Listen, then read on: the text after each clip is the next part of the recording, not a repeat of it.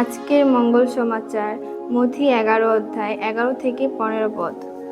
যিশু একদিন সমবেত লোকদের কাছে এই কথা বললেন, আমি তোমাদের সত্যিই বলছি, নারীর গর্ভে যাদের জন্ম হয়েছে তাদের মধ্যে এমন কেউই কখনো আবির্ভূত হয়নি।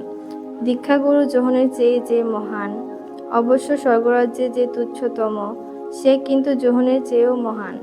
দীক্ষাগুরু যোহনের বাণী প্রচারের সময় থেকে আজও পর্যন্ত স্বর্গরাজ্য জয় করার জন্যে কত প্রবল চেষ্টাই না চলে আসছে।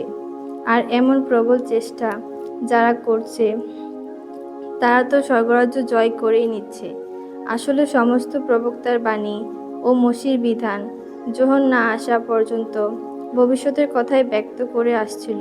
আর তিনি কথাটি যদি মেনে নিতে রাজি থাকো, তিনি সেই এলিও যার আসবার কথা ছিল। যার কান আছে সে শুনুক। প্রভুর মঙ্গল সমাচার।